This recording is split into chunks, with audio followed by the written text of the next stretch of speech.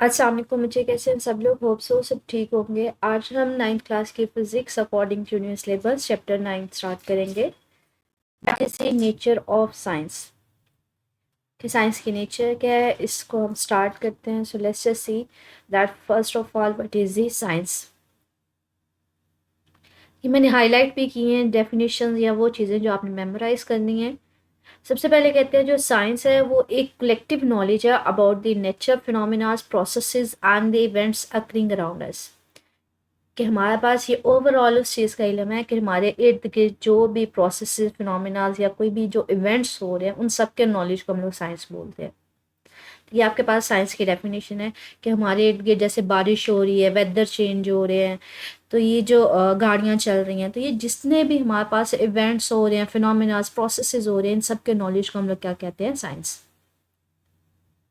कहते हैं। ये जो सारा प्रोसेस है ये स्टार्ट होता है क्वेश्चन के साथ कि किस तरह से चीज़ें और क्यों ऐसे बिहेव कर रही हैं हमारे साथ, हमारे इर्द गिर्द। और ये जो सारे के सारे काम हो रहे हैं, प्रोसेसेस हो रहे हैं, ये किस तरह से एक के बाद दूसरा हो रहा है। जैसे वेदर चेंज हो रहा है, एक के बाद दूसरा हो रहा है, दिन हो रही है, रात हो रही है, ये सारे के सारे हमारे पास क्यों हो रहे हैं, इन सब की स्टडी को हम लोग साइंस की स्टडी में लेके आते हैं। या इसको नेचर फिलोसफी भी कहा जाता है। ठीक है, पहले इसको नेचर फिलोसफी कहा जाता था, इन सारे प्रोसेसेस को स्टडी करने को, इनके नॉलेज को, कि ये क्यों हो रहे हैं, किस तरह से हो रहे हैं। अब इसको नाम दे दिया जाता है साइंस का। तो ये तो जैसे एक इंट्रोडक्शन है, आपने मेन इसकी डेफिनेशन यही करनी है। कहते हैं हमारे पास जैसे जैसे टाइम गुजरता गया, हमारे पास ये जो हमारे पास नॉलेज है ना साइंस से रिलेटेड, इतना ज़्यादा हो गया, इसमें बहुत ज़्यादा इसका वॉल्यूम बहुत ज़्यादा बढ़ गया, मतलब इसके अमाउंट बहुत ज़्यादा बढ़ गई 19th सेंचुरी में। तो इसको ये बेटर कंसीडर किया गया तो कि इसको एक ही क्लास में रखने की बजाय ना इसको छोटे छोटे डिसिप्लिन, 2 डिसिप्लिन्स में डिवाइड कर दिया जाए, 2 हिस्सों में डिवाइड कर दिया जाए। तो सारे के सारे जो साइंस से रिलेटेड हमारे पास इल्म था, नॉलेज था, उसको 2 डिसिप्लिन्स में डिवाइड किया। एक को हम कहते हैं बायोलॉजिकल साइंस, जो सिर्फ और सिर्फ डील कर रहा होता है लिविंग थिंग्स से रिलेटेड चीज़ों को, मतलब जिसमें जानवरों का, पौधों का, वो चीज़ें जो ज़िंदा चीज़ें होती हैं, जिनकी ग्रोथ होती है, उनसे रिलेटेड जितना सारा नॉलेज होगा वो किस में आएगा, बायोलॉजिकल साइंसेस में।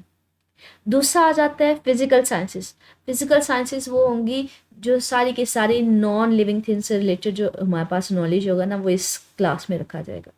जैसे हमारे पास गाड़ियाँ किस तरह से चलती हैं, बाइक्स किस तरह से चलती हैं, मौसम किस तरह से चेंज होते हैं, मतलब जो नॉन लिविंग थिंग्स से रिलेटेड सारे का सारा नॉलेज होगा वो क्या होगा, इस क्लास में होगा। तो इस सारे में आपने याद क्या करना है, साइंस की डेफिनेशन, और इसको किन 2 डिसिप्लिन्स में डिवाइड किया जाता है। इसको डिवाइड किया जाता है बायोलॉजिकल साइंस में और दूसरा फिजिकल साइंसेस में।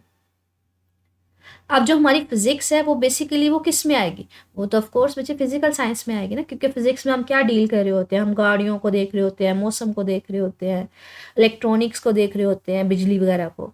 तो फिजिक्स किस क्लास में आती है, ये आपके पास आती है फिजिकल साइंसेस में।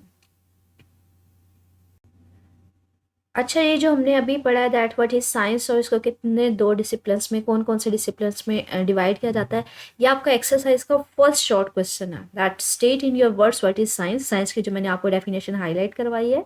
सेकंड, हमारे पास इसके मेन 2 ग्रुप्स कौन से हैं वो मैंने आपको दिखाया, बताया है, बायोलॉजिकल साइंसेज और फिजिकल साइंसेज। तो ये आपके पास इसका फर्स्ट शॉर्ट क्वेश्चन कवर हो गया। ये आपका एक्सरसाइज का फर्स्ट एमसीक्यू भी है that physics is the branch of. Physics किस ब्रांच में आती है, अभी 2 मिनट हमने पहले देखा है, ये फिजिकल साइंसेस में आती है।